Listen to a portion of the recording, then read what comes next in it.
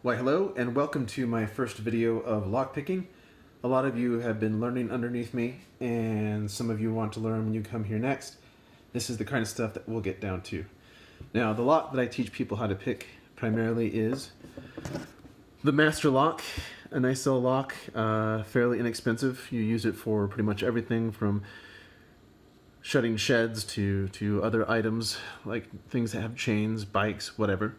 And you'll find master locks pretty much everywhere. They are extremely easy to pick, and I will show you this being picked. However, we are going to introduce this nice invisible lad, of which we can actually see what's going on now. You'll see the hasp is currently locked into position. There's a bunch of springs. These springs connect to pins. Now these pins, I'm not sure if this comes through in the video, actually kind of are in two parts.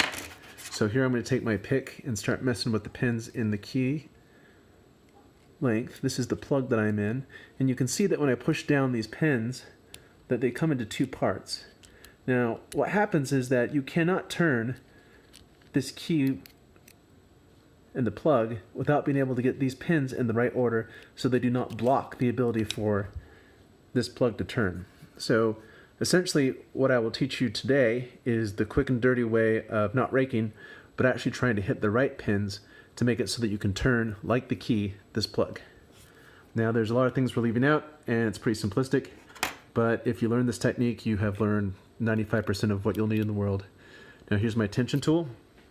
This tension tool makes it so it has the same kind of tension as a key would.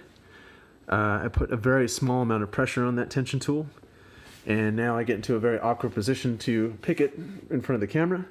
You'll see that as I'm doing this, I'm moving the pins with my pick up and down and applying that tension to the plug. What I'm trying to do is get all of these particular pins in a configuration where I can actually move the plug. Now the key indentations do this essentially, and what you're trying to do is do the same thing as a key. Now, let's see.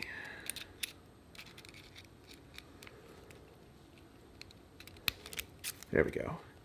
Now you'll notice that all these pins, the second part, are actually now in that plug, which allowed me to turn it and open the lock.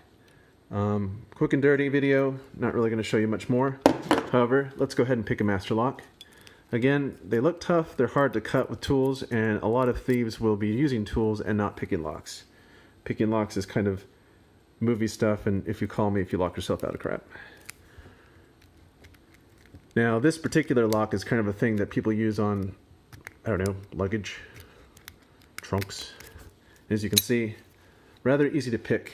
If you want to see my favorite tension bar and my favorite pick tool, these two things open about 95% of what I like to open for people, including deadbolts and other things, high quality spring steel. You can even make your own if you want to. I do not. Anyhow, that's how locks kind of work. And if you ever come over here for a party or anything else, I'd be glad to sit down and help you pick your first lock.